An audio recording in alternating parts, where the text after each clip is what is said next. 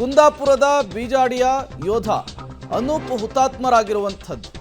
ಅನೂಪ್ ಕುಟುಂಬಕ್ಕೆ ಸೇನಾಧಿಕಾರಿಗಳಿಂದ ಈಗ ಮಾಹಿತಿ ತಲುಪಿಸುವಂತಹ ಕೆಲಸ ಆಗಿದೆ. ಜಿಲ್ಲಾಡಳಿತ, ಜಿಲ್ಲಾ ಪೊಲೀಸರಿಗೂ ಕೂಡ ಸೇನೆಯಿಂದ ಮಾಹಿತಿ ರವಾನೆಯಾಗಿದೆ. 2 ವರ್ಷದ ಹಿಂದೆ ಅನೂಪ್ಗೆ ಮದುವೆ ಆಗಿತ್ತು ಅನ್ನುವಂತಹ ವಿಚಾರ ಗೊತ್ತಾಗ್ತಾ ಇದೆ. ಪಾಪ 1 ವರ್ಷದ ಮಗುವನ್ನ ಅನೂಪ್ ದಂಪತಿ ಹೊಂದಿದ್ರು. ಕುಂದಾಪುರದ ಬಿಜಾಡಿಯ ಯೋಧ ಅನೂಪ್ ಈ ಜಮ್ಮು ಕಾಶ್ಮೀರದ ಕಂದಕಕ್ಕೆ ಬಿದ್ದು ಸೇನಾ ವಾಹನ 5 ಯೋಧರು ಮೃತಪಟ್ಟರಲ್ಲ, ಅದರಲ್ಲಿ ಇವರು ಕೂಡ ಒಬ್ಬರು. ಅನೂಪ್ ಇವರು ಮೂಲತಃ ಕುಂದಾಪುರ ಜಿಲ್ಲೆಯವರು, ಬಿಜಾಡಿ ಗ್ರಾಮದವರು. 2 ವರ್ಷದ ಹಿಂದಷ್ಟೇ ವಿವಾಹವಾಗಿತ್ತು, ವೈವಾಹಿಕ ಜೀವನಕ್ಕೆ ಕಾಲಿಟ್ಟಿದ್ರು. ಅನೂಪ್ ದಂಪತಿಗೆ ಒಂದು ಮುದ್ದಾದ ಮಗು ಕೂಡ ಇತ್ತು. ಈಗ ಸೇನೆಯಿಂದ ಅವರು ಅಗಲಿರುವಂತಹ ವಿಚಾರವನ್ನು ಅವರ ಕುಟುಂಬಸ್ಥರಿಗೆ ರವಾನಿಸುವಂತಹ ಕೆಲಸ ಆಗಿದೆ. ಜೊತೆಗೆ ಜಿಲ್ಲಾಡಳಿತ ಮತ್ತು ಪೊಲೀಸರಿಗೂ ಕೂಡ ಮಾಹಿತಿಯನ್ನು ರವಾನಿಸುವಂತಹ ಕೆಲಸವನ್ನು ಸೇನೆ ಮಾಡಿರುವಂಥದ್ದು.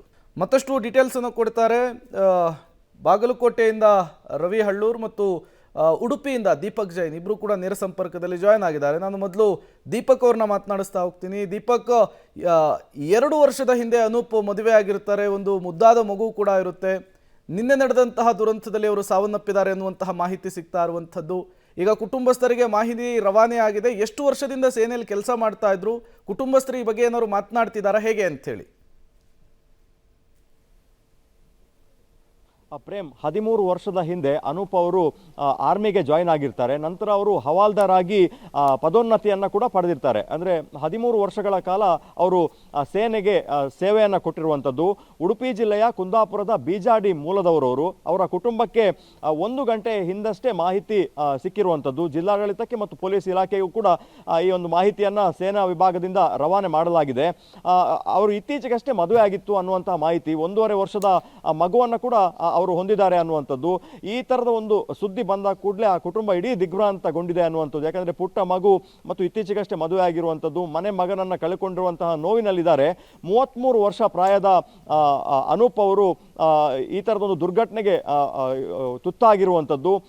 ಈಗಾಗಲೇ ಪ್ರೊಸೀಜರ್ಗಳನ್ನು ಆರ್ಮಿಯವರು ಮುಂದುವರಿಸ್ತಾ ಇದ್ದಾರೆ. ಜಿಲ್ಲಾಡಳಿತಕ್ಕೆ ಸಿಕ್ಕಿರುವ ಮಾಹಿತಿ ಪ್ರಕಾರ ಇವತ್ತು ತಡರಾತ್ರಿ ಏನಾದರೂ ಮೃತ ಶರೀರವನ್ನು ಗೌರವಪೂರ್ವಕವಾಗಿ ಹುಟ್ಟೂರಿಗೆ ತರಲಾಗ್ತದೆ ಅನ್ನುವಂತಹ ಮಾಹಿತಿ ಇದೆ. ಆದರೆ ಯಾವುದೇ ಖಚಿತವಾದ ಮಾಹಿತಿ ಇಲ್ಲ. ಮಂಗಳೂರು ಏರ್ಪೋರ್ಟ್ನ ಮೂಲಕ, ಅಂದರೆ ವಿಮಾನದಲ್ಲಿ ಮೃತದೇಹವನ್ನು ತರಬೇಕಾಗ್ತದೆ.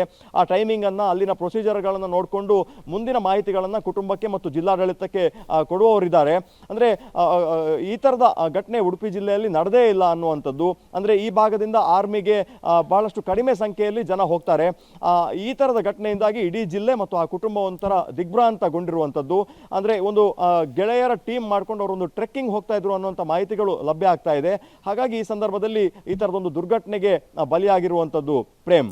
ಓಕೆ ದೀಪಕ್, ಹಾಗೆ ಸಂಪರ್ಕದಲ್ಲಿರಿ, ಮತ್ತಷ್ಟು ಡೀಟೇಲ್ಸ್ ನಿಮ್ಮಿಂದ ಪಡಿತಾ ಹೋಗ್ತೀನಿ. ನಮ್ಮ ಬಾಗಲಕೋಟೆ ಪ್ರತಿನಿಧಿ ರವಿ ಹಳ್ಳೂರ್ ಕೂಡ ನೇರ ಸಂಪರ್ಕದಲ್ಲಿದ್ದಾರೆ. ರವಿ, ಮಹೇಶ್ ಮರಿಗೊಂಡ ಅವರು ಈ ದುರಂತದಲ್ಲಿ ಸಾವನ್ನಪ್ಪಿರುವಂತಹ ಬಾಗಲಕೋಟೆಯ ಯೋಧ, ಅವರ ಕುಟುಂಬಸ್ಥರಿಗೆ ಈಗ ಮಾಹಿತಿ ಸಿಕ್ಕಿದೆಯಾ ಸೇನೆಯಿಂದ? ಜೊತೆಗೆ ಅವರು ಎಷ್ಟು ವರ್ಷದಿಂದ ಕೆಲಸ ನಿರ್ವಹಿಸ್ತಾ ಇದ್ರು? ಜೊತೆಗೆ ಯಾವಾಗ ಮೃತದೇಹವನ್ನು ಅವರ ಕುಟುಂಬಸ್ಥರಿಗೆ ಹಸ್ತಾಂತರಿಸುವಂತಹ ಕೆಲಸ ಆಗ್ತಾ ಇದೆ? ಏನೆಲ್ಲ ಡೀಟೇಲ್ಸ್ ಸಿಗ್ತಾ ಇದೆ ರವಿ? ಪ್ರೇಮ್, ಈಗಾಗಲೇ ಏನು ನಿನ್ನೆ ಪಂಜಾಬ್ನ ಪೂಂಚ್ ಪ್ರಾಂತದ ಬಳಿ ಇರ್ತಕ್ಕಂಥ ಮರಾಠ್ನ 11ನೇ ರೆಜಿಮೆಂಟ್ನಲ್ಲಿ ಈ ಅವಘಡ ಆಗಿರ್ತಕ್ಕಂಥದ್ದು.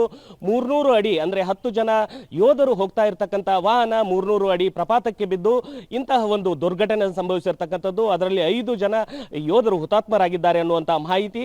ಅದರಲ್ಲಿ ಬಾಗಲಕೋಟೆ ಮೂಲದ ಮಹೇಶ್ ಮಾರಿಗೊಂಡವರು, ಇವರ ವಯಸ್ಸು 25 ವರ್ಷ ಪ್ರೇಮ್. ಆದರೆ ದುರಂತ ಅಂದರೆ ಕೇವಲ 3 ವರ್ಷಗಳ ಹಿಂದೆ ಇವರಿಗೆ ಮದುವೆ ಆಗಿತ್ತು.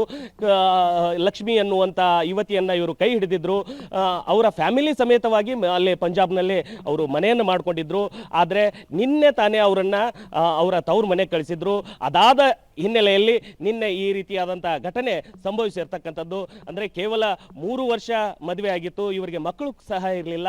ಆದರೆ ಏನು ಯೋಧರ ವಾಹನ ಹೋಗುವಾಗ ಅದೇನು ತಾಂತ್ರಿಕ ದೋಷವೋ ಅಥವಾ ಏನೋ ಇನ್ನೂ ಕನ್ಫರ್ಮ್ ಆಗ್ತಾ ಇಲ್ಲ. ಆದರೆ ಈ ರೀತಿಯಾದಂಥ ಒಂದು ದುರ್ಘಟನೆಯಿಂದ ನಮ್ಮ ಮಗ ಸತ್ತಿದ್ದಾನೆ ಅನ್ನುವಂಥದ್ದು ಸದ್ಯಕ್ಕೆ ಅವರ ಫ್ಯಾಮಿಲಿಯ ಸಂಬಂಧಿಕರಿಗೆ ಮಾತ್ರ ಮಾಹಿತಿ ಮುಟ್ಟಿರ್ತಕ್ಕಂಥದ್ದು.